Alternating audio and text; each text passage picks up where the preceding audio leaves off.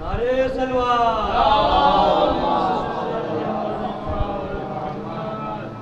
أعوذ بالله من الشيطان اللعين الرجيم.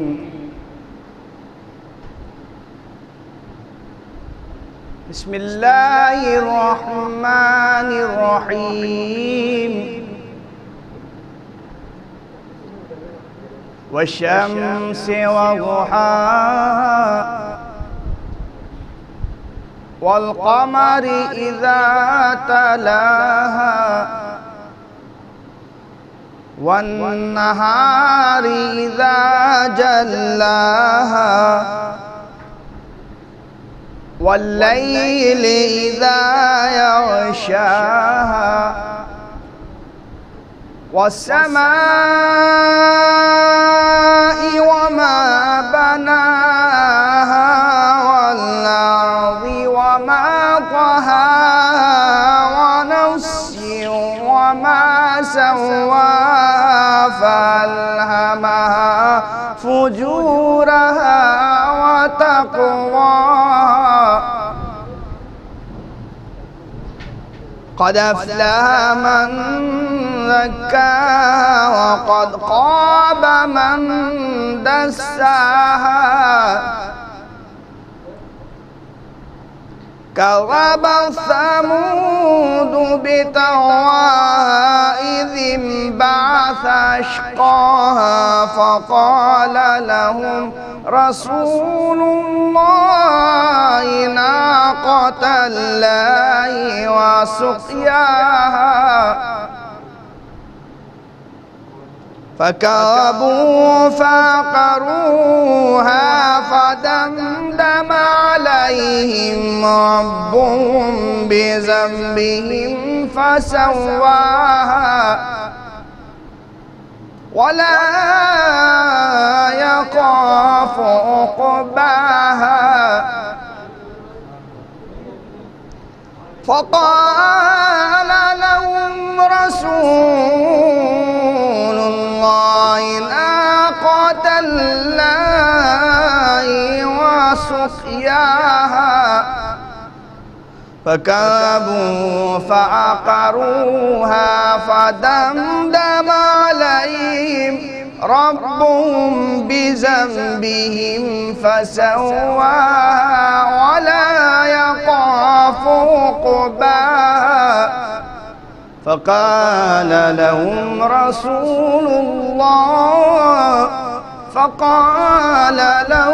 رسول الله ناقة الله وسقياها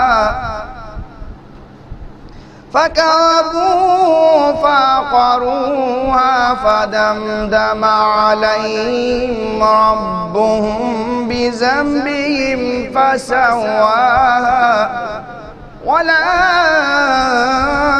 يخاف عقباها آمنت بالله صدق الله العلي العظيم وصدق رسوله النبي الكريم وصدق مولانا أمير المؤمنين علي بن أبي طالب اللهم صل على محمد وآل محمد. نعرہ صلوات. ایک سورہ فاتحہ تمام مرحومین مومنین و مومنات کے حصہ لے ساتھ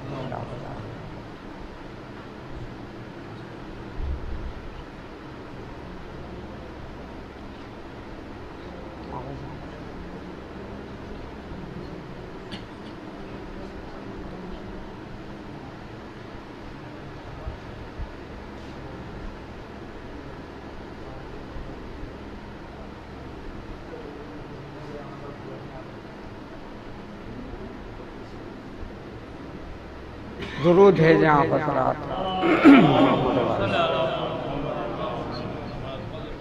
فاتحہ. الحمدللہ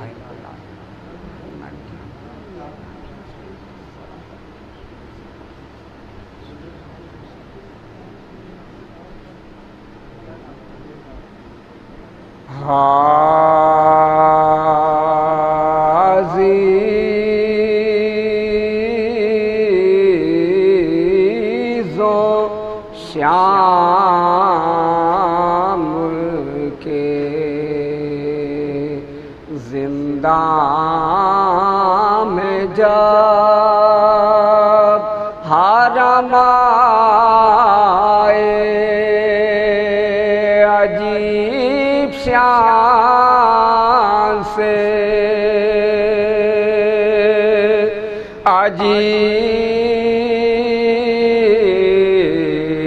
عجیب شان سے وہ کشتائے ستم آئے قدم قدم پا اٹھاتے غم عالم آئے حیا کے مارے کیے گردنوں کو خمائے بلا کشوں نے مکان رہنے کو وہ پایا تھا بجز فلک نہ شجر کا بھی جس میں سایہ تھا وہ قید خانہ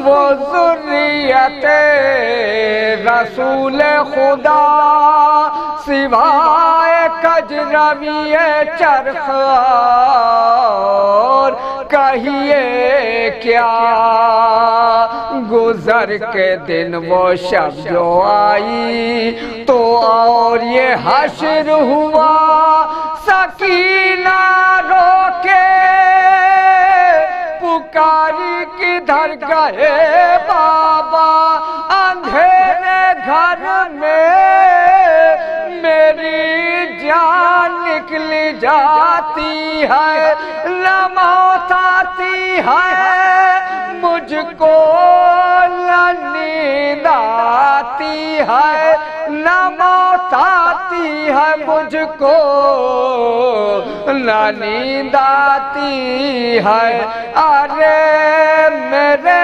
بابا سے کہہ دے کوئی یہ جا کر سکینہ مرتی ہے حضرت کو کچھ نہیں ہے خبر چلے گئے ہیں چچا جان میرے ہائے کدھر ذرا سکینہ کا احوال دیکھے تو آ کر پڑی ہوں خاک پر تکیہ ہے اور نہ بستر ہے لہو سے کانوں کے کرتا ہمارا سب تر ہے لہو سے کانوں کے کرتا ہمارا سب تر ہے بالائیں لے لے کے یہ کہتی تھی بانو پرغم ہماری گود میں آؤ سلائیں تم کو ہم یہ رو کے کہتی تھی اماں تمہیں خدا کی قسم ہمارے کانوں کو دیکھو تو کس قدر ہے ورم گلے کے درد سے کس طرح مجھ کو نیند آئے بس اب دعا یہ کرو تم سکینہ مر جائے بس اب دعا یہ کرو تم سکینہ مر جائے عزیز و شام کے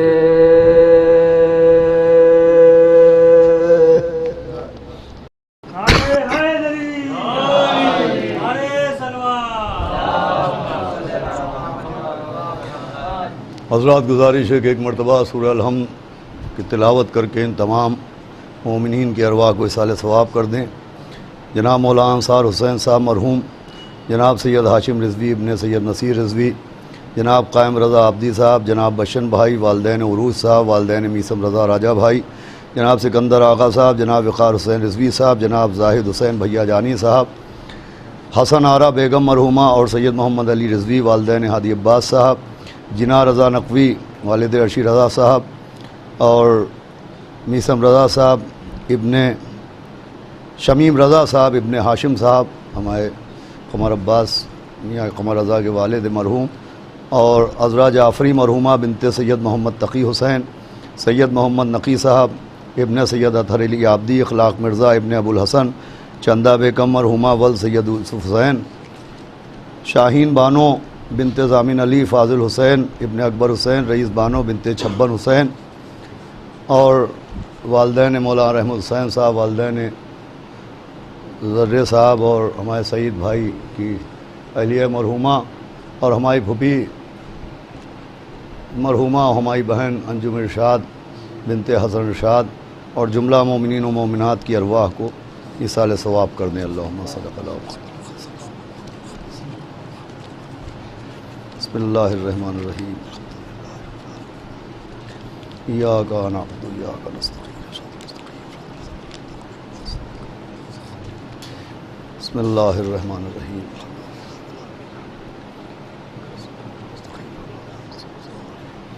فاتحہ۔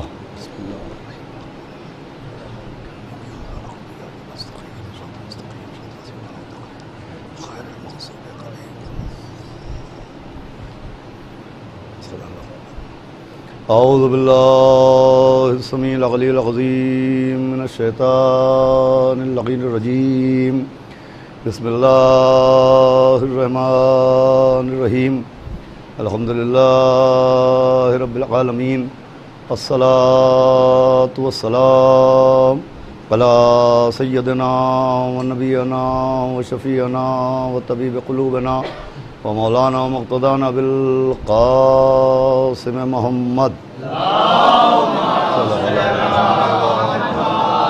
وآلہ الطیبین الطاہرین المعصومین ولعنۃ اللہ علی اعدائہم اجمعین من یومنا ھذا الی یوم الدین، اما بعد فقط قال اللہ سبحانہ تبارک و تعالی فی القرآن المجید والفرقان الحمید، بسم اللہ الرحمن الرحیم، وَلَقَدْ تَرَكْنَاهَا آیَةً فَهَلْ مِن مُدَّکِرٍ۔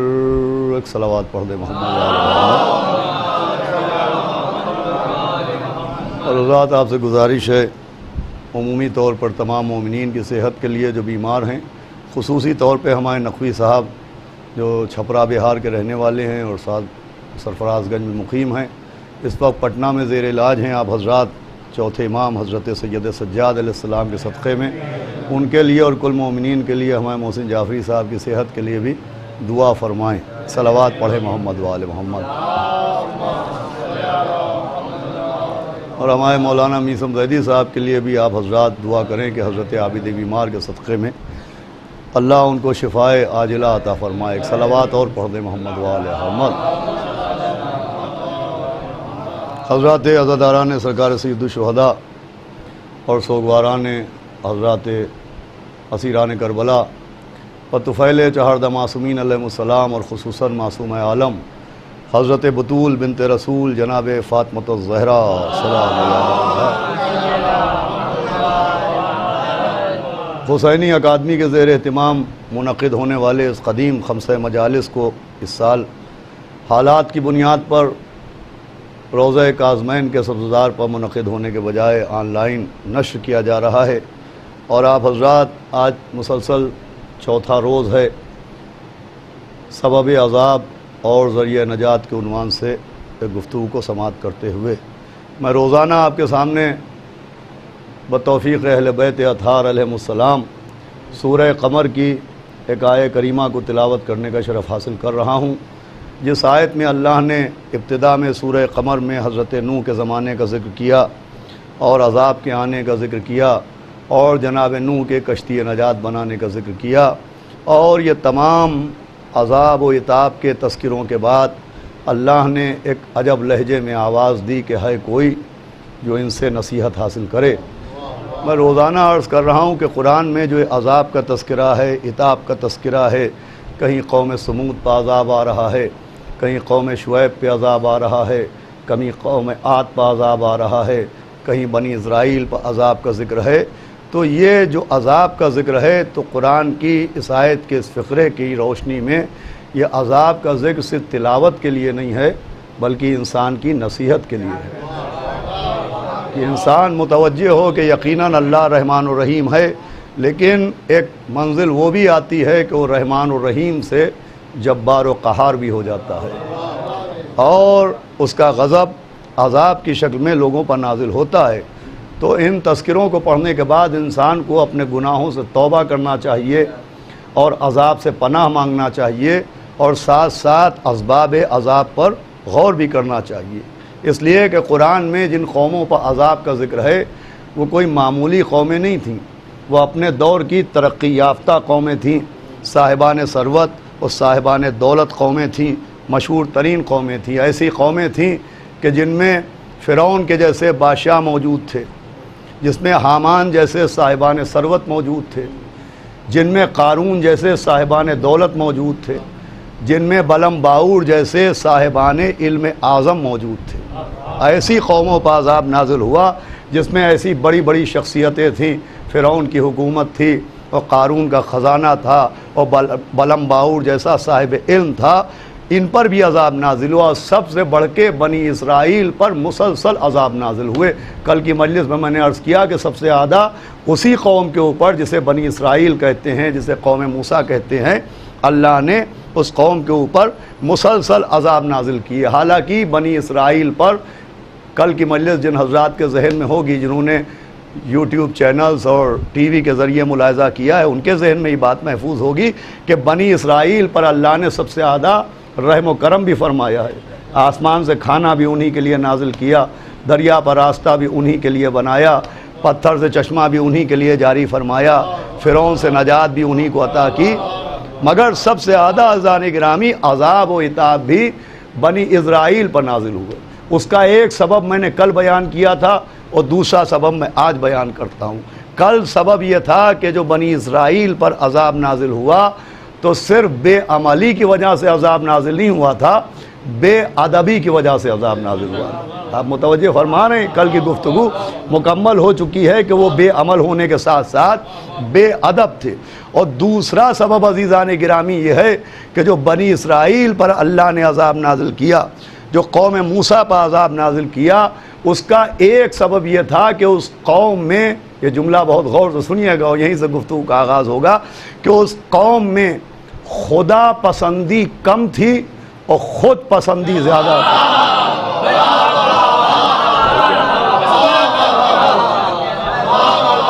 ان میں خدا پسندی کم تھی اور خود پسندی زیادہ تھی۔ لیکن نوجوان بھی سمجھ لیں، ایک لفظ ہوتا ہے خدا پسندی اور ایک لفظ ہوتا ہے خود پسندی۔ اب خدا پسندی اور خود پسندی میں فرق کیا ہے؟ خدا پسندی کا مطلب ہے اللہ کے حکم پر عمل کرنا، یہ خدا پسندی ہے، اور اللہ کے حکم کے مقابلے میں اپنی خواہش کو ترجیح دینا یہ خود پسندی ہے۔ صلوات بھیجے محمد وعلی محمد۔ لیکن میں کوشش کر رہا ہوں کہ مومنین تک زیادہ پیغام پہنچ سکے، بہت غور سنیے گا۔ خدا پسندی اور خود پسندی، اللہ کی مرضی کے اوپر عمل کرنے کا نام خدا پسندی ہے، اور اپنی مرضی پہ چلنے کا نام خود پسندی ہے۔ بھئی اللہ کیا کہہ رہا ہے، اللہ کا حکم کیا ہے، اس پہ عمل کرنا خدا پسندی ہے، اور ہم کیا چاہتے ہیں، ہمارا دل کیا کہہ رہا ہے، ہمارا دماغ کیا کہہ رہا ہے، اس پر عمل کرنا خود پسندی کہلاتا ہے۔ میں بات کو اور آسان کروں کہ خدا پسندی کیا ہے، اب یہ ایک ایک جملہ غور سے سنیے گا۔ خدا پسندی کیا ہے اور خود پسندی کیا ہے؟ جناب آدم کے سجدے کے موقع پر فرشتوں نے جو کیا وہ خدا پسندی تھی۔ بھائی سارے جملے غور سنیے گا۔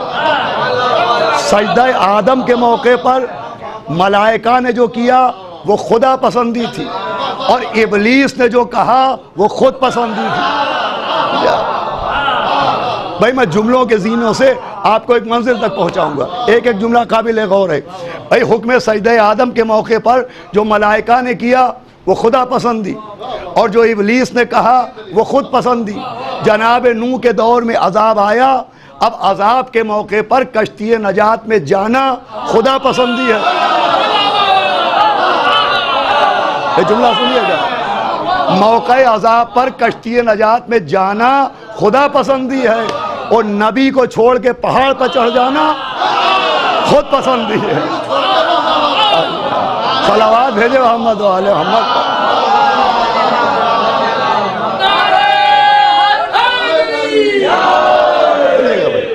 جملے بڑے قابل غور ہیں، لیکن ابھی بات مکمل نہیں ہوئی ہے۔ جناب نوح کے دور میں عذاب آیا تو کشتی نجات میں جانا خدا پسندی کی دلیل ہے، اور پہاڑ پر چڑھ جانا خود پسندی کی دلیل ہے۔ پھر جناب موسیٰ کے دور میں ہارون کو جانشین موسیٰ ماننا خدا پسندی کی دلیل ہے، اور نبی کے بھائی کے مقابلے میں پتلا بنا لانا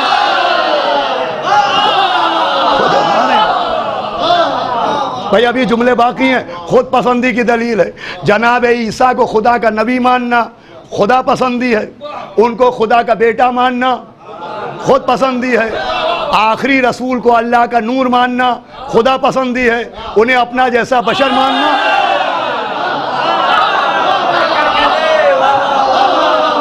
سنیے گا، میں بات بہت آسان کر رہا ہوں، خود پسندی ہے۔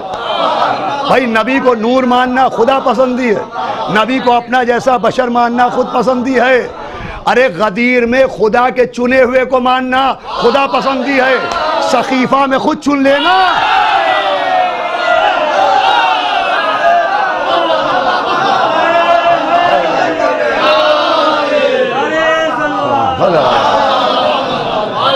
یہ بات آسان ہو رہی ہے نا۔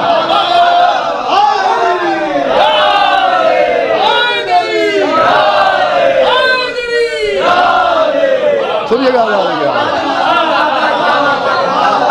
بھائی، غدیر میں خدا کے چنے ہوئے کو مولا ماننا یہ خدا پسندی ہے، اور سقیفہ میں خود سے چن لینا یہ خود پسندی ہے۔ مولا علی کو پہلا امام ماننا خدا پسندی ہے، چوتھا خلیفہ ماننا خود پسندی۔ صلوات بھیجے محمد و آل محمد۔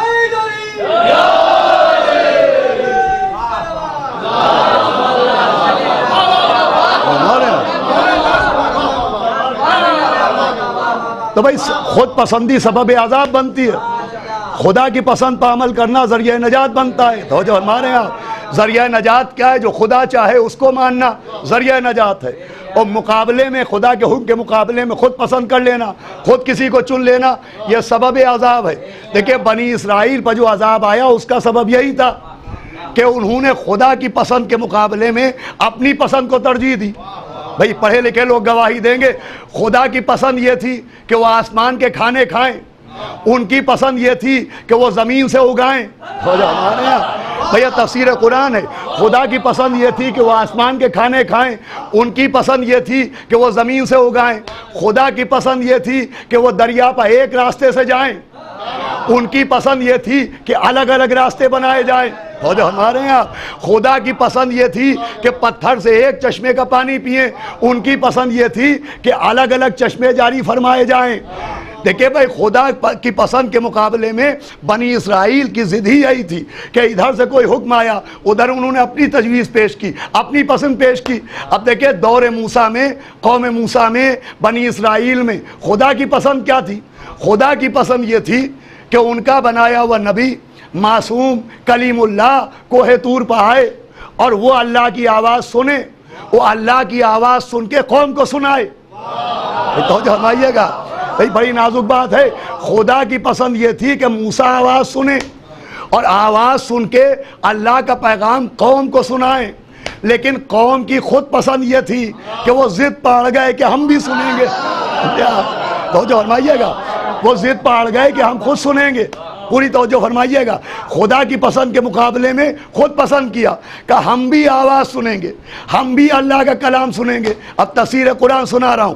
جب موسیٰ نے کہا پالنے والے یہ کہہ رہے ہیں کہ ہم بھی سنیں گے, تو کہا اچھا ان کو سننا ہے تو ان میں سے چھانٹ کے لاؤ, سب کو نہ لاؤ. پوری توجہ رکھیے گا. اب جناب موسیٰ کی قوم کی تعداد تھی 7 لاکھ. انہوں نے 7 میں سے 70 کو چنا, 70,000 کو چنا. اللہ نے کہا اور گھٹاؤ. انہوں نے 70,000 میں 7,000 کو چنا. اللہ نے کہا اور گھٹاؤ. 7,000 میں موسیٰ نے 700 کو چنا, کہا ان کو اور گھٹاؤ. 700 میں 70 کو چنا, کہا ان کو اور گھٹاؤ. بھائی کوہ طور پر اپنے کلام کا معاملہ ہے تو مجمع گھٹایا جا رہا ہے, مگر غدیر میں امام کا معاملہ ہے.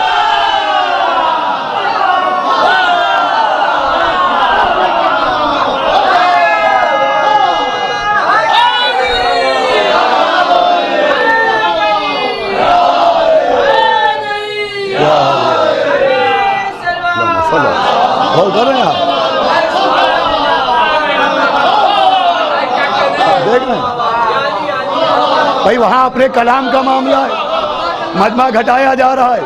یہاں غدیر میں امام کا معاملہ ہے, آگے والوں کو پیچھے بلایا جا رہا ہے, پیچھے والوں کو آگے لایا جا رہا ہے. 1.25 لاکھ کا مجمع بلایا جا رہا ہے.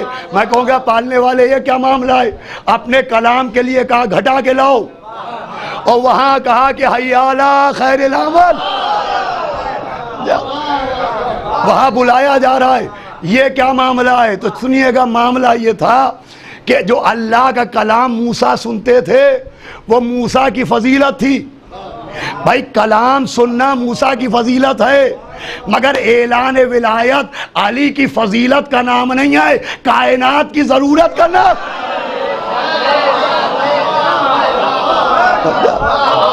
بھائی وہ موسیٰ کے لیے سبب فضیلت ہے, مگر یہ کائنات کے لیے ضرورت ہے. اسی لیے نبی نے اعلان کے بعد کہا تھا کہ حاضرین پر واجب ہے کہ وہ غائبین کو بھی بتائیں. بھائی توجہ ہے آپ کی, ایسی ضرورت ہے کہ نبی سے کہا گیا کہ اگر یہ نہ کیا تو کچھ نہ کیا. ولایت ضرورت تھی, یہ مولا علی کی فضیلت تھوڑی ہے. علی ولایت کی وجہ سے علی تھوڑی ہیں, ولی ہو گئے یا علی کہنے والے. صلوات بھیجے محمد والے. پوری توجہ سنیے گا, کہ ان کو چن کے لاؤ. میں نے گھر کی مجلس میں محفل میں کہیں پڑھا تھا, وہی آپ کے سامنے, کیونکہ بہت دور دور ماشاءاللہ مومنین سن رہے ہوں گے مجلس, وہ پہلی بار سنیں گے. کہا گیا موسیٰ چن کے لاؤ. اب دیکھیں کس نے چنے؟ جناب موسیٰ نے, کلیم اللہ نے, صاحب تورات نے, وہ چن کے لے کے گئے. اب ابھی ضد کیا تھی کہ سنیں. اب جو آواز سنی تو وہاں پہ پھر اڑ گئے, کہ خالی سن کے نہیں مانیں گے, دیکھیں تو مانیں. یہ کس نے کہا؟ جن کو موسیٰ نے چنا. ارے اللہ نے موسیٰ سے چنوا کے یہ بھی سمجھایا جب معصوم کے چنے ہوئے ایسے ہیں تو سقیفہ کے چنے.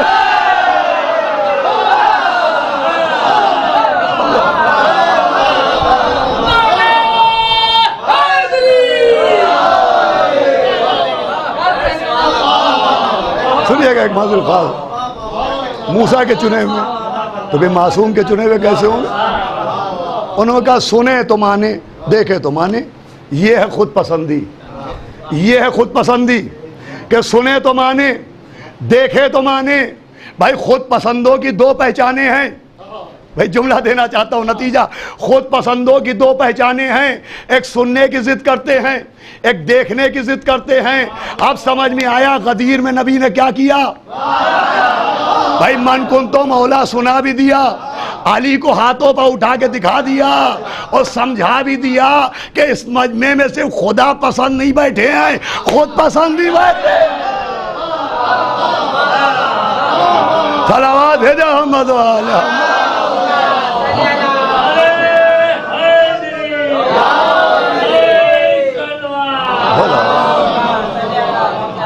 دیکھیں بہت اہم منزل ہے جس کے لیے میں نے آپ کو سمجھا. جو خدا پسند نہیں ہے, خود پسند. یہ خود پسندوں کی عادت ہے کہ دیکھیں تو مانے, دیکھیں تو مانے, دیکھیں تو مانے, دیکھیں تو مانے. اب خدا کی پسند کیا ہے؟ یؤمنون بالغیب, خدا کی پسند ہے غیب کو مانو. صلوات بھیجے محمد بھائی توجہ سنیے گا. خود پسندی کیا ہے کہ دیکھیں تو مانے, سنیں تو مانے. اور خدا کی پسند کیا ہے؟ جو غیب پر ایمان رکھیں. اب غیب کیا ہے؟ تو غیب کی تعریف یہ ہے کہ الغیب ما غاب عن العیون. غیب کی تعریف یہ بیان کی جاتی ہے کہ غیب وہ ہے جو آنکھوں سے غائب ہے, جو آنکھوں سے نظر نہ آئے وہ غیب ہے. اس لیے جنت آنکھوں سے نظر نہیں آتی, اسے غیب مانا جاتا ہے. کوثر آنکھوں سے نظر نہیں آتا, اسے غیب مانا جاتا ہے. فرشتے آنکھوں سے نظر نہیں آتے, انہیں غیب مانا جاتا ہے. سلسبیل آنکھوں سے نظر نہیں آتی, انہیں غیب مانا جاتا ہے. الغیب بھئی یہ ذرا وزنی بات ہے. الغیب ما غاب عن العیون, جو آنکھوں سے غائب ہو وہ غیب کہلاتا ہے. جنت آنکھوں سے غائب, غیب. کوثر آنکھوں سے غائب, غیب. فرشتے آنکھوں سے غائب, غیب. یہ ہے غیب. اب ان پر یقین ہونا غیب پر ایمان کی دلیل ہے. جنت پر یقین غیب پر ایمان کی دلیل, کوثر پر یقین غیب پر ایمان کی دلیل, سلسبیل پر یقین غیب پر ایمان کی دلیل. مگر میں ایک الگ کی بات عرض کرتا ہوں کہ یہ جو غائب چیزیں ہیں, یہ جو جنت ہے, جہنم ہے, کوثر ہے, سلسبیل ہیں, ان پر یقین صرف غیب پر ایمان کی دلیل نہیں ہے, صرف غیب پر ایمان رکھنے کی دلیل نہیں ہے, نبی کو سچا ماننے کی دلیل ہے.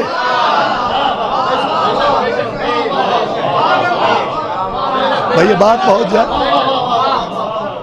اس لیے کہ جتنی غائب باتیں ہم مانتے ہیں یہ اپنی تحقیق سے نہیں مانتے, یہ نبی کی تصدیق سے مانتے ہیں.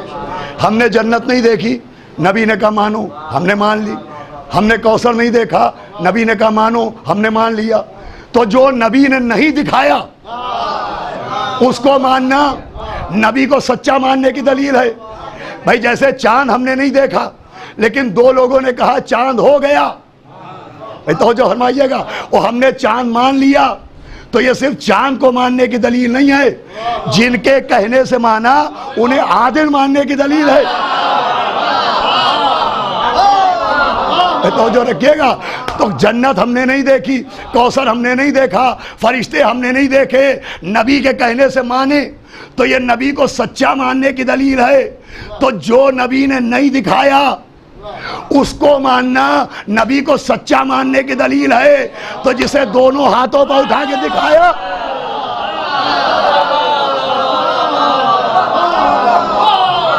اسے ماننا کس بات کی دلیل ہے؟ یہ بھی نبی کو سچا مان. غدیر میں صرف مولا علی کی مولائیت کا مسئلہ نہیں ہے, نبی کی صداقت کا مسئلہ بھی ہے. اور نبی نے بھی دلوں کو دیکھا کہ آج میں دیکھوں کہ جو نہیں دیکھا وہ مانا کہ نہیں مانا. ارے جب دکھنے والے کو نہ مانا تو نہ دکھنے والوں کو.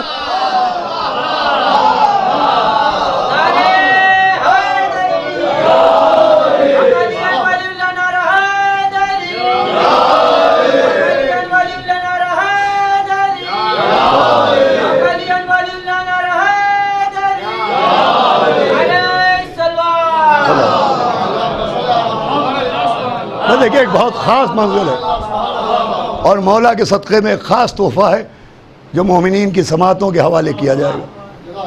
غدیر کا انکار صرف مولا علی کی ولایت کا انکار نہیں ہے, نبی کی صداقت کا بھی انکار ہے کہ ایک طرف جو نہیں دکھایا اس کو مان لیا, ایک طرف جسے ہاتھوں پر اٹھا کے دکھایا اسے نہیں مانا. تو زانے گرامی, اللہ کو پسند ہے کہ غیب پر ایمان لاؤ. غیب پر ایمان رکھنا خدا پسندی ہے, اور دیکھنے کی ضد کرنا یہ خود پسندی ہے. بھائی عذاب جو آتا ہے وہ خود پسندی کی بنیاد پر آتا ہے. اب جو سب سے اہم آج کا تحفہ ہے, آخری منزل ہے جس کے لیے میں آپ کی توجہ چاہتا ہوں. بھائی خود پسندی اللہ کو ہرگز پسند نہیں. اس کا ایک واضح سا ثبوت یہ ہے کہ اگر خود پسندی اللہ کو پسند ہوتی تو خودکشی حرام نہ ہوتی.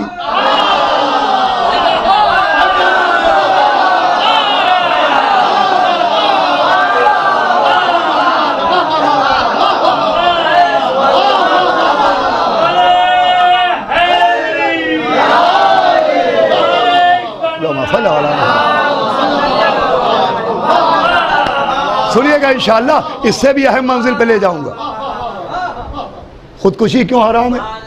خودکشی میں کیا ہوتا ہے؟ ایک آدمی نے خودکشی کی، کیا ہوتا ہے کہ مر جاتا ہے، اسے موت آتی ہے، تو موت کسے نہیں آئے گی؟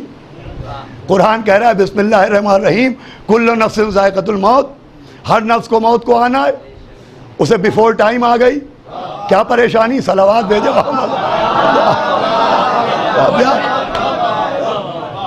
بھئی بیفور ٹائم آنا، لیٹ ہونے میں پریشانی ہوتی ہے اسٹیشن پہ کہ ٹرین لیٹ ہے، اگر بیفور ٹائم آ جائے تو چہرے کتنے کھل جاتے ہیں، توجہ ہمارے آپ خود ذاکر بیفور ٹائم آ جائے کہیں مجلس پڑھنے، صلوات بھیجے محمد۔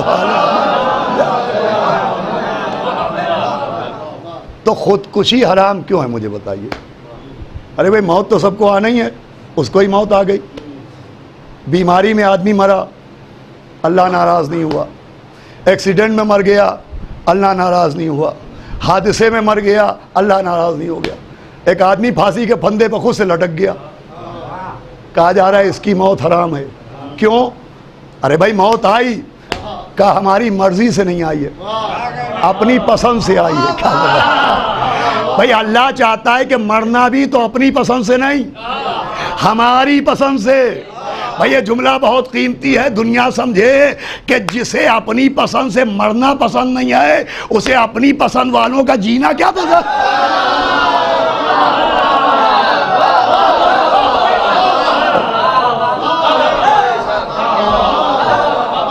بھئی یہ جو صاحب ہم اپنی لائف اسٹائل، یہ ہمارا لائف اسٹائل، ہم ایسے چلیں گے، ہم ایسے جاگیں گے، ہم یہ کھائیں گے، ہم وہ کھائیں گے، صلوات بھیجو محمد وآل محمد۔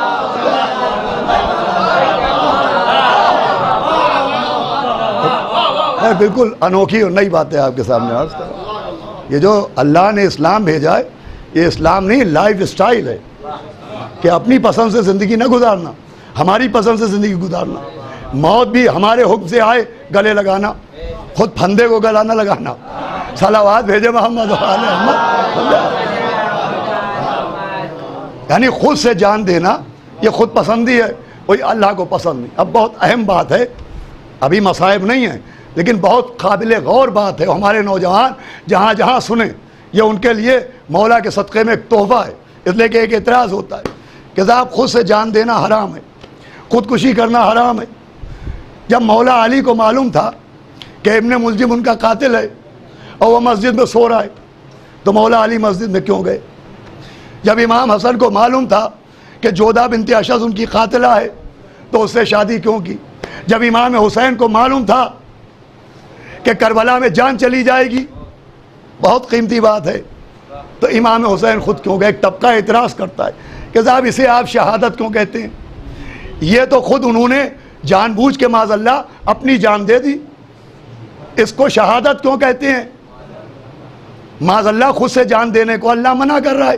تو جب امام حسین کو معلوم تھا کہ کربلا میں کیا ہوگا تو وہ کیوں چلے گئے اپنے گھر والوں کو لے کے؟ اس لیے کہ خود سے جان دینے کی اجازت تو ہے نہیں۔ ہم کہیں گے کہ قرآن پڑھیے، قرآن کا ایک منظر دیکھیے کہ قرآن میں 2 معصوم نبی ہیں اور ایک ان میں سے جان لینے پر تیار ہے۔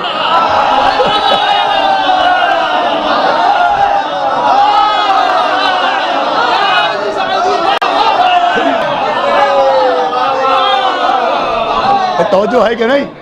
2 نبی، ایک باپ ایک بیٹا، ایک جان لینے پر آمادہ، ایک زمین پر لیٹا ہے جان دینے پر آمادہ۔ ارے بھائی جیسے خود سے جان دینا حرام ہے ویسے ہی جان لینا بھی تو حرام ہے۔ بھائی صلوات بھیجا محمد۔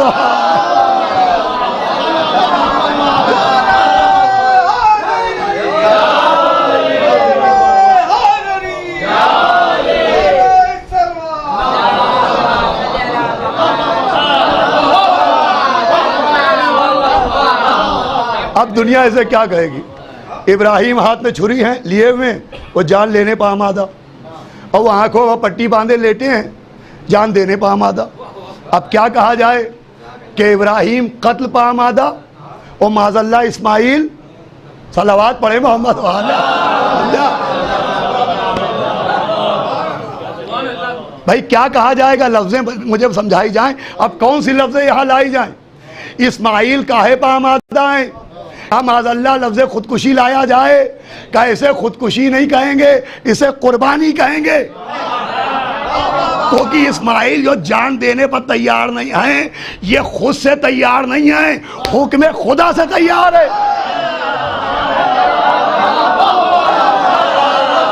تو بھائی جہاں خود سے جان دی جائے وہاں خودکشی ہوتی ہے، جہاں حکم خدا سے جان دی جائے وہاں شہادت ہوتی ہے.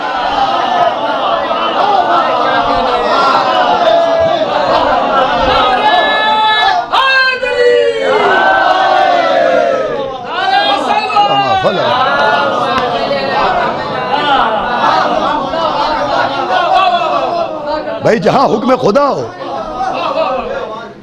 وہ ابراہیم کو خواب میں حکم دیا اسماعیل کے لیے، تو یہ جان دینے پر یہ خودکشی نہیں کہلائے، یہ قربانی. ابھی بات اور آگے.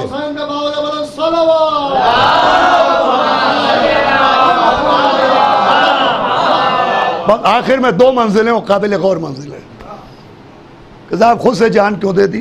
آئیے دیکھیے کیوں دے دی. قرآن پڑھتے ہی نہیں لوگ، تفسیر قرآن ہی نہیں پڑھتے. قرآن میں ایک سورہ ہے، سورہ بروج کہلاتا ہے، جس کی پہلی آیت ہے اللہ نے قسم کھائی ہے کہ برجوں والے آسمان کی قسم. اور تفسیر ہے کہ آسمان سے مراد نبی ہیں اور برجوں سے مراد 12 امام ہیں. صلوات بھیجو محمد سنیے گا اذان گرامی. سورہ بروج آخری پارے میں ہے، قرآن کے آخر میں سورہ بروج. اور سورہ بروج میں 5ویں آیت ہے، جس 5ویں آیت میں اللہ کہہ رہا ہے لعنت ہو اصحاب اخدود پر. اصحاب اخدود، یہ اصحاب اخدود کون تھے؟ تو تفسیر موجود ہے، تفسیر برہان میں بھی ہے، اور اہل سنت کے صحیح مسلم میں بھی یہ موجود ہے، اور تفسیر انوار النجف میں ہی واقعہ موجود ہے کہ اصحاب اخدود ایک قوم تھی جس میں ایک ظالم بادشاہ تھا جو اپنے کو خدا کہتا تھا، اور جو اس کو خدا نہیں مانتا تھا وہ اس کے لیے گڈھے کھدوا کے لوگوں کو اس میں دفن کر دیتا تھا، آگ لگا دیتا تھا. پیغمبر نے بتایا کہ اصحاب اخدود وہ تھے جو لوگوں کو زندہ دفن کر دیتے تھے. اور ان کا ایک بادشاہ تھا جو خدائی کا دعویٰ کرتا تھا، اور دعوی خدائی کے ساتھ ساتھ اس نے ایک جادوگر پال رکھا تھا. صلوات بھیجے محمد. سنیے گا، بہت مختصر میں کر کے عرض کر رہا ہوں آپ کی خدمت میں.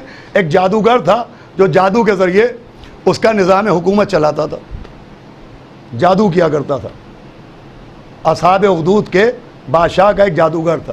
اب جب وہ بڈھا ہو گیا جادوگر، تو اس نے بادشاہ سے کہا کہ اب چند دنوں میں تو مر جاؤں گا، میں چاہتا ہوں کوئی مجھے ایک شاگرد مل جائے جسے میں اپنا یہ جادو منتقل کر دوں، تاکہ تیرے لیے اور تیری اولادوں کے لیے وہ وہی کرے جو میں کرتا ہوں. تو ایک لڑکے کو منتخب کیا گیا کہ اس کو جادو سکھایا جائے گا اور جادوگر کا جانشین بنایا جائے گا. اب جب وہ لڑکا اس جادوگر سے جادو سیکھنے آتا تھا تو اس لڑکے کے مکان اور جادوگر کے گھر کے بیچ میں ایک راہب کا گھر ہوتا تھا جو موحد تھا، توحید پرست تھا، اور وہ اللہ کی عبادت کرتا تھا. یہ لڑکا چلتے چلتے اس راہب کے گھر کے دروازے پر رک جاتا تھا اور راہب کو عبادت کرتے دیکھتا تھا، راہب کو آسمانی کتابوں کی تلاوت کرتے دیکھتا تھا. اور یہ اللہ کا انتظام تھا کہ جسے جادو سکھایا جا رہا تھا اسے اللہ ایک طرح سے دین سکھا رہا تھا. صلوات بھیجے محمد. سنیے گا. اور وہ روز جادو سیکھنے جاتا تھا، تو جادو تو کم سیکھا اس نے، توحید زیادہ سیکھ لی، دین خدا زیادہ سیکھ لیا، اور پھر اس کی زبان میں اثر آ گیا. اب جب زبان میں اثر آ گیا تو وہ بھی نابینا کو بینا کر دیتا تھا، مریضوں کو اچھا کر دیتا تھا. یہ خبر اڑتے اڑتے بادشاہ تک گئی. تو بادشاہ نے اس لڑکے کو بلایا کہ ہم نے سنا ہے کہ تو اندھوں کو آنکھیں دے دیتا ہے، تو مریضوں کو شفا دے دیتا ہے.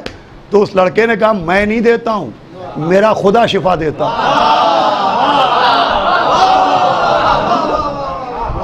تو بادشاہ نے کہا اچھا کوئی میرے علاوہ بھی خدا ہے؟ تو لڑکے نے کہا ہاں ہے، جو میرا بھی خدا ہے اور تیرا بھی خدا ہے. صلوات بھیجو محمد و آل محمد. سنیے گا، بہت غور سنیے گا. اس لڑکے نے کہا وہ خدا میرا بھی ہے تیرا بھی ہے. اب یہ بادشاہ آگ ببولا ہو گیا کہ اس کے سامنے ایک چھوٹا سا لڑکا جسے یہ جادوگر کا جانشین بنانا چاہ رہا تھا، وہ کسی کی توحید کا اعلان کر رہا ہے، تو بادشاہ نے کہا اسے پہاڑ پر لے جاؤ اور سب سے اونچے پہاڑ سے ایسا پھینکو کہ اس کی ہڈیاں چور چور ہو جائیں۔ سپاہیوں نے پہاڑ سے پھینکا تو ایک کپڑے جھاڑتا ہوا اٹھ کے کھڑا ہو گیا۔ بادشاہ نے کہا جاؤ سمندر میں لے جاؤ، ایسی جگہ ڈبو کہ وہاں سے کوئی بچانے والا نہ ہو۔ تو اب جب کشتی میں سپاہی لے گئے تو سب ڈوب گئے، یہ پھر نکل آئے۔ بادشاہ کو بڑی حیرت ہوئی، کہا تو مرا نہیں؟ کہا مجھے کون مارنا چاہ رہا ہے؟ کہا میں مارنا چاہ رہا ہوں۔ کہا تو نہیں مار سکتا ہے مجھے، میں جس کو خدا مانتا ہوں زندگی بھی اسی کے ہاتھ میں ہے اور موت بھی اسی کے ہاتھ میں۔ صلوات بھیجو محمد والے محمد۔ سنیے گا عزیزان گرامی، میں آپ کو کتاب کا نام بھی بتا دوں، تفسیر انوار النجف ہے اور اس کی 14ویں جلد ہے اور صفحہ نمبر 196 ہے اور سورہ بروج کی تفسیر ہے۔ صلوات بھیجے محمد والے۔ سنیے گا، اس لڑکے نے کہا زندگی و موت تیرے ہاتھ میں نہیں ہے، تو مجھے مار نہیں سکتا، مجھے مارے گا تو خدا مارے گا۔ اور پھر اس لڑکے نے کہا تو دیکھنا چاہتا ہے کہ موت اسی کے ہاتھ میں؟ کہاں دیکھنا چاہتا ہوں؟ کہا تو میں اب تجھے بتاتا ہوں کہ میں کیسے مر سکتا ہوں۔ اب میں تجھے بتاتا ہوں کہ اگر تو مجھے مارنا چاہتا ہے تو میں کیسے مر سکتا ہوں۔ اس نے کہا تو کیسے مرے گا؟ کہا میرے ترکش سے ایک تیر نکال اور میرے خدا کا نام لے کے میری طرف چھوڑ دے۔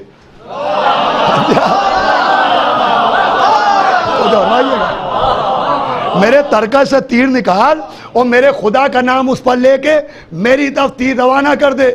اب جو بادشاہ نے خدا کا نام لے کے تیر پھینکا تو وہ لڑکا اسی وقت شہید ہو گیا، مگر وہ جیسے ہی شہید ہوا سارا مجمع مسلمان ہو گیا۔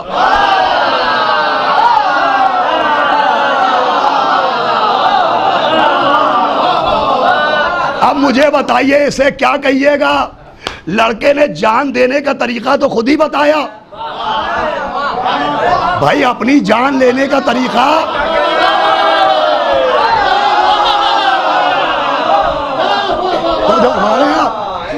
بھائی خود ہی تو بتایا طریقہ کہ میں ایسے مروں گا۔ اسے کیا خودکشی کہا جائے؟ کہا نہیں خودکشی نہیں ہے۔ کیوں؟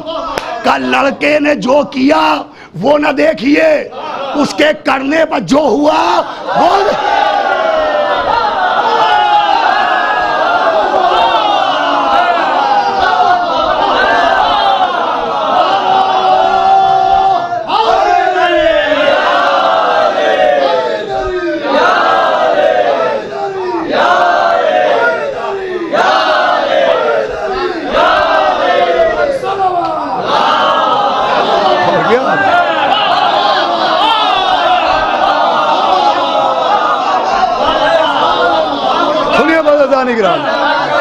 جو ہوا وہ دیکھیے۔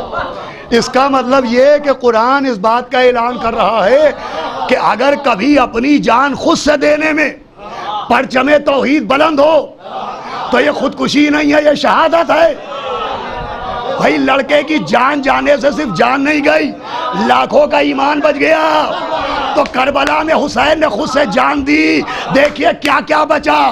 حقا کے بنا لا الہ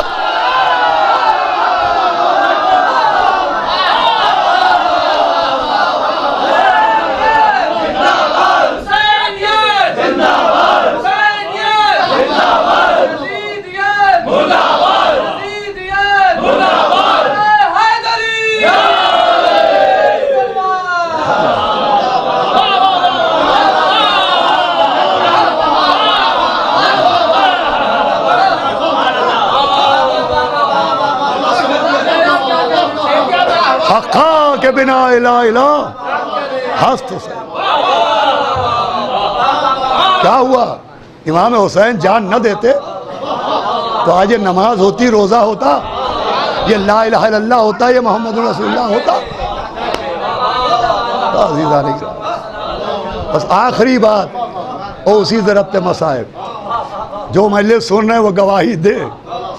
یا بابا روائے، یا امام موسیٰ کاظم، اے امام تقی جواد، اے بی بی سیدہ، حالات کچھ بھی رہے ہوں، ہم نے اپنی طرف سے آپ کی خدمت میں کوئی کمی نہیں کی ہے۔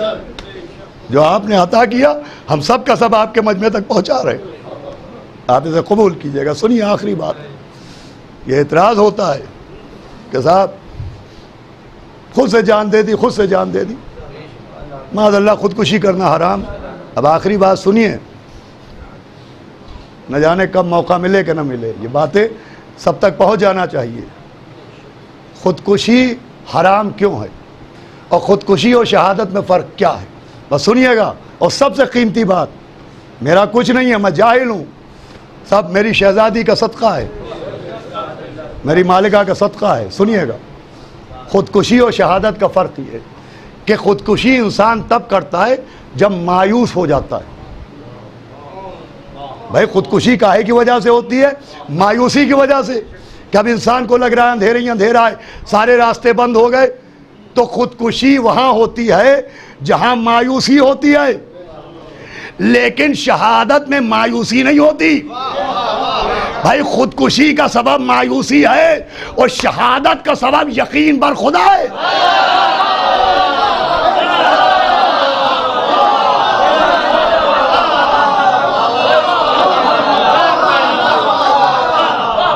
دیکھیے گا، بس آخری جملہ ہے، خودکشی وہ کرتا ہے جو مایوس ہوتا ہے، اور شہادت وہ پیش کرتا ہے جسے خدا پر یقین ہوتا ہے۔ ارے کربلا میں کہیں پر مایوسی کے سائے بھی نظر نہیں آئے۔ بھائی یہ جملہ و گفتگو تمام ہو رہی ہے، لیکن سب سے قیمتی جملہ ہے۔ بھائی کربلا میں مولا حسین تو مولا حسین، بنی ہاشم تو بنی ہاشم، اصحاب حسین میں بھی مایوسی نہیں ہے، وہاں یقین ہی یقین ہے۔ کربلا میں یقین کا عالم یہ ہے کہ 6 مہینے کا بچہ بھی تیر کھا کے رو نہیں رہا ہے، مسکرا رہا۔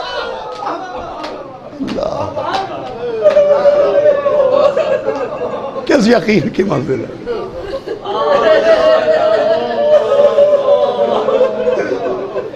کس یقین کی منزل ہے؟ ہاں مایوسی نہیں، یقین ہے۔ وہاں تو موقع دیا جا رہا ہے، جاؤ جسے جانا ہو چلا جائے۔ تمہارا بہت شکریہ کہ تم یہاں تک آئے، تمہارے رتبوں میں کمی نہیں ہوگی۔ یقین کی منزل وہ ہے کہ حضرت یہ کیا کہا آپ نے، ہمارے کلیجے ٹکڑے ٹکڑے ہوئے جا رہے ہیں۔ چراغ جلائیے، اب جو چراغ جلایا یقین کی وہ منزل کہ تلواروں پر اپنے گلے رکھے، نیزے اپنے سینے سے لگائے، کرے فرزند رسول ذرا سا ایک اشارہ کرو تو گلوں پر اتنا زور دے کہ ہماری تلواروں سے گلے کٹ جائیں، سینوں پر اتنا زور دے کہ نیزے ہماری پیٹھ سے نکل آئیں۔ ابھی مولا حسین کچھ کہتے کہ پردہ ہلا، جناب فضہ کی آواز ہے، اصحاب حسین، اصحاب حسین آپ کو شہزادی زینب سلام کہے۔ یہ سننا تھا کہ ہمیں پھینک دیے گا، ارے یہ کیسا وقت ہے کہ علی کی بیٹی غلاموں کو سلام کہہ رہا ہے، آوازیں بلند ہے۔ میں روز عرض کر رہا ہوں کہ جو حضرات لائیو سنیں کوشش یہ کریں کہ اگر گھر پہ ہوں تو اپنے عزا خانوں میں بیٹھ کے سنیں، اس لیے کہ اس سال دعا اور گریہ ہمارے وجود پر طاری ہے کہ ہم دل کھول کر رو بھی نہیں پائے۔ اور یوں بھی جب یہ حالات نہیں تھے تب بھی مومنین حکم دیتے تھے کہ یہ مصائب پڑھ دیجئے اور یہ واقعہ پڑھ دیجئے۔ اس زمانے میں بھی ہمارے اصغر قنطوری صاحب نے ہمیں حکم دیا کہ کوئی معجزہ بیان کر دیجئے، لہذا بھائی ایک معجزہ سن لیں اور چند جملے مصائب کے سن لیں اور مجلس تمام ہو جائے۔ معجزہ یہ ہے کہ بہار میں پٹنہ شہر میں ایک محلہ ہے، اس محلے میں مولا عباس کی ایک درگاہ ہے۔ وہ درگاہ اس لیے بنی کہ شب عاشور ایک ہندو عورت تعزیہ رکھتی تھی اور مولا حسین کی نذر دلاتی تھی۔ نہ جانے کون سا مولا نے احسان کیا تھا، لیکن ایک شب عاشور آئی کہ کوئی نذر دینے والا نہیں تھا، کافی دیر ہو گئی تو اس کے دل میں شک آنے لگا۔ اس نے تعزیے کے سامنے ہاتھ جوڑے، کہا حسین بابا کیا مجھ سے کوئی پاپ ہو گیا ہے، کیا مجھ سے کوئی گناہ ہو گیا ہے جو اس سال کوئی نذر دینے والا نہیں آتا؟ پھر کوئی نہیں آیا تو اس عورت نے تعزیے کے سامنے ہاتھ جوڑے، کہا حسین بابا تمہیں تمہارے عباس دلاور کا واسطہ، تمہیں سکینہ کا واسطہ، تمہیں بی بی زینب کا واسطہ، تمہیں عباس دلاور کا واسطہ، کسی کو نظر دینے کے لیے بھیجو۔ تھوڑی دیر ہوئی، دیکھا ہے گھڑ سوار چلے آ رہے، اس نے اشارہ کیا کہ رک جاؤ، میرے آقا حسین کی نظر دیتے جاؤ۔ آنے والے نے چہرے سے، ہوا نے چہرے سے نقاب کو ہٹایا، آنے والے نے کہا سامان نظر تعزیے کے سامنے رکھ دے۔ اس عورت نے سامان نظر تعزیے کے سامنے رکھا، آنے والے کے ہونٹ ہلے، آنکھوں سے آنسو بہے، کہا بی بی نظر ہو گئی، سامان اٹھا لے۔ اس عورت نے ہاتھ جوڑے، کہا تمہیں حسین کی بے کسی کا ایک بار اور نظر دے دو۔ پھر جوان نے نظر دی، کہا ایک بار اور نظر دے دو۔ آنے والے نے پھر نظر دی۔ اس عورت نے حیرت سے کہا کہ کیا تم مسلمان نہیں ہو؟ کہا یہ کیوں کہہ رہے ہو؟ کہا اس لیے کہہ رہی ہوں کہ جو بھی آتا تھا وہ نظر میں اپنے ہاتھوں کو اٹھا لیتا تھا، مگر تم نے اتنی مرتبہ نظر دی، ایک بار بھی ہاتھ نہ اٹھائے۔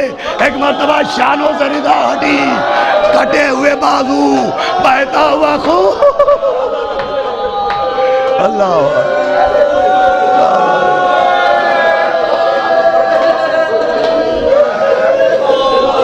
3 منٹ مجھے تمام۔ آج دل چاہ رہا ہے مولا عباس کے مصائب پڑھے جائیں، اور اس سال تو روز جناب عباس یاد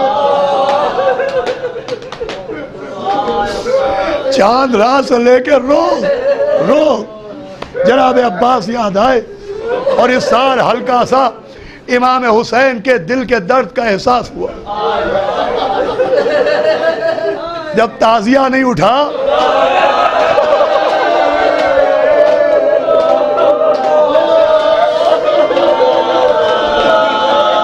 اور تعزیہ نہ اٹھنے کا درد ہوا، یہ جملہ آپ کے حوالے، تب احساس ہوا کہ عباس کا لاشا نہ اٹھانے کا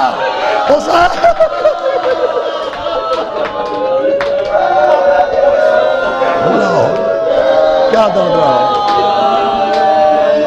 جب عباس نے کہا ہوگا آقا میرا جنازہ نہ اٹھائیے، تو مولا حسین نے علم اٹھایا، مرثیہ پڑھتے ہوئے چلے یا اخی عباس الان انکسرا ظہری، عباس تمہارے مرنے سے ہماری کمر ٹوٹ ہو گیا مرنا، ستم عباس کا کرتے ہیں ماتم حرم عباس کا۔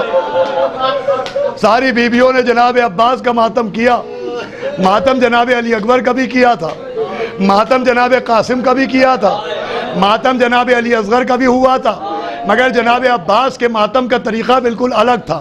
جب جناب قاسم کا ماتم ہوا تو بیویوں نے کہا واہ قاسمہ، جناب علی اکبر کا ماتم ہوا، بیویوں نے کہا واہ علی اکبرہ، مگر جب جناب عباس کا لاشا تو اٹھا نہیں تھا، وہاں عالم آیا تھا، تو بی بی زینب نے عالم کو لے کے قالین پہ ایسے لٹایا جیسے عباس کا لاشا لٹایا تھا، اور اس کے بعد کہا آؤ بی بی آؤ، آؤ لبابہ آؤ، آؤ رباب آؤ، آؤ سکینہ آؤ، اور عالم کو گھیر کے ساری بیویوں نے اپنی چادریں عباس کے عالم پر ڈالی اور کہا میرے ساتھ ماتم کرو۔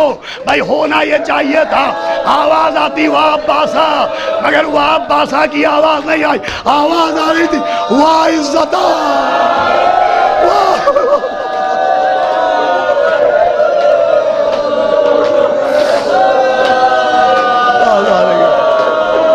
واہ عزتہ، واہ حرمت۔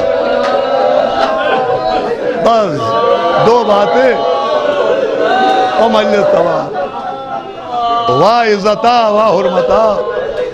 اللہ اللہ میرا مولا عباس کہ حسین جب کہ چلے بعد دوپہر رن کو، نہ تھا کوئی جو سنبھالے لجا میں تو سکینہ جھاڑ رہی تھی ماں کے دامن کو، حسین چپ کے کھڑے تھے جھکائے گردن کو، نہ آسرا تھا کوئی شاہ کربلائی کو، فقط بہن نے کیا تھا سوار بھائی کو۔ یہ جو بی بی زینب نے کیا، یہ بی بی زینب کا کام نہیں تھا، یہ کام جناب علی اکبر کا تھا کہ جب مولا حسین گھوڑے پر بیٹھنے لگتے تھے تو جناب علی اکبر بابا کا بازو پکڑ کے بابا کو گھوڑے پر بٹھاتے تھے۔ لکھا ہے کہ ایک کام جناب علی اکبر کرتے تھے اور ایک کام جناب عباس کرتے تھے۔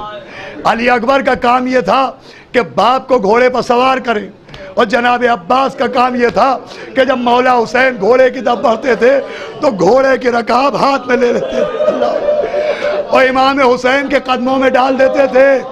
جو کام بیٹے نے کیا وہ بہن نے کیا، جو بیٹے کا کام تھا وہ بہن نے کیا۔ ہم نے تاریخ سے پوچھا عباس کا کام کس نے کیا؟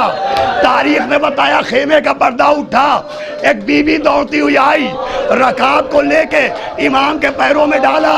ہم نے کہا یہ کون بی بی ہے؟ کہا کوئی اور نہیں ہے، عباس کی بیوہ جناب بابا۔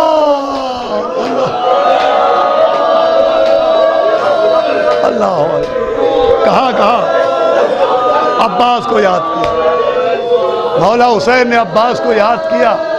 بس 1 منٹ مجلس تمام ہو گئی، پھر وہ وقت بھی آیا کہ گھر جلا کے خاک کر ڈالا رسول اللہ، بعد قتل شاہ ادا کھوایا، شاہ بھی آباد تند بازو زہرب کلثوم را، توقیہ اندر گلوے سید سجاد را۔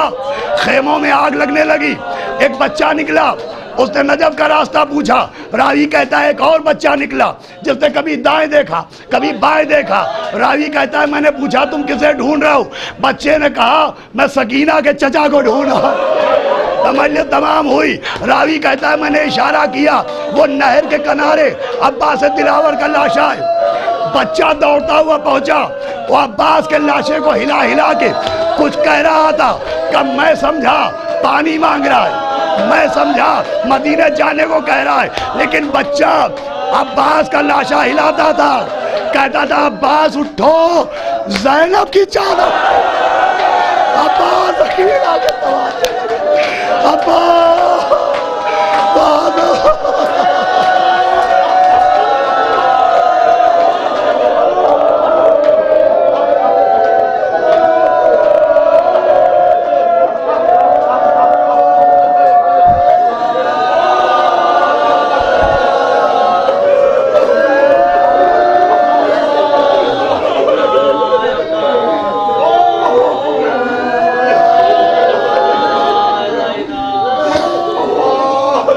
حضرات یہ اعلان بھی سماعت فرما لیں کہ جناب شانو صاحب کی اطلاع کے مطابق کل روضہ کاظمین کے سامنے 5 بجے سے 7 بجے کے بیچ میں غذا ہاسپٹل کی جانب سے ایک میڈیکل کیمپ لگے گا جس میں لوگوں کو دوا تقسیم کی جائے گی، جو حضرات چاہیں تو وہاں سے دوا لے سکتے ہیں۔ اللہم لن قد حسین